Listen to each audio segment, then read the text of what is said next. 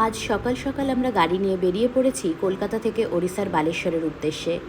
আজ আমাদের গন্তব্য বালেশ্বরের পঞ্চলিঙ্গেশ্বর মন্দির। কলকাতা থেকে বালেশ্বরের দূরত্ব প্রায় ২৫০ কিলোমিটার এবং যেতে সময় লাগে প্রায় ৫ থেকে ৬ ঘন্টা। গাড়িতে গেলে ওড়িশায় ঢোকার পর স্পিড লিমিট ৮০-র মধ্যে মেনটেন করা ভালো, না হলে ওভার স্পিডিংয়ের কেস দিতে পারে। ওড়িশার ওয়েদার খুব সুন্দর আর রাস্তাও খুব ভালো, গাড়ির সংখ্যাও অনেক কম, তাই চাইলে আপনারা অনায়াসেই গাড়ি নিয়ে চলে আসতে পারেন এইখানে। পঞ্চলিঙ্গেশ্বর আসার সবথেকে ভালো সময় হলো অক্টোবর টু মার্চ।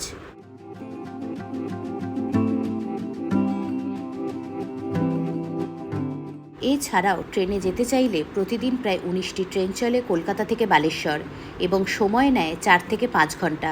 বালেশ্বর থেকে পঞ্চলিঙ্গেশ্বরের দূরত্ব প্রায় ২৭ কিলোমিটার। ট্রেনে গেলে স্টেশনের বাইরে প্রচুর অটো ট্যাক্সি পেয়ে যাবেন। নিজেদের প্রয়োজন মতো দরদাম করে আপনারা চলে যেতে পারেন মন্দির প্রাঙ্গণে। অটো রিজার্ভ করে গেলে আনুমানিক ভাড়া পড়বে ৩০০ থেকে ৪০০ টাকা এবং মন্দির সহ আশপাশের বাকি দর্শনীয় স্থান ঘুরে দেখলে ভাড়া পড়বে ৮০০ থেকে ১০০০ টাকা। আর ট্যাক্সির আনুমানিক ভাড়া পড়বে ৭০০ থেকে ৮০০ টাকা। সময় লাগে ৩০ থেকে ৪৫ মিনিট। অবশেষে আমরা পৌঁছে গেলাম পঞ্চলিঙ্গেশ্বর মন্দিরের পাদদেশে।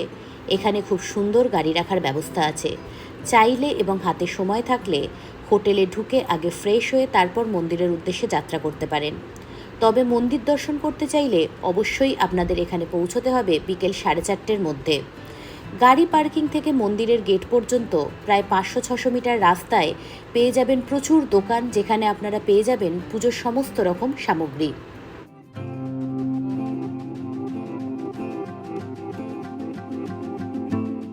এরপর প্রায় ২৫০ থেকে ৩০০ সিঁড়ি অতিক্রম করে পৌঁছে যেতে হবে শিবলিঙ্গগুলির কাছে।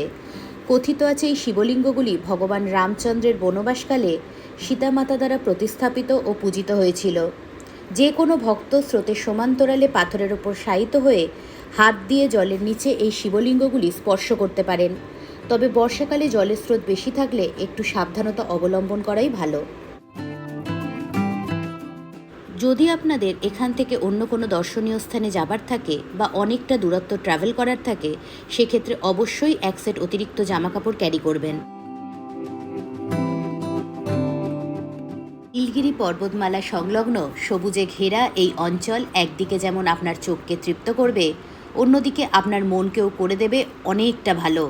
তাই শর্ট উইকেন্ড ট্রিপ হিসাবে আপনারা অবশ্যই বেছে নিতে পারেন এই জায়গাটিকে।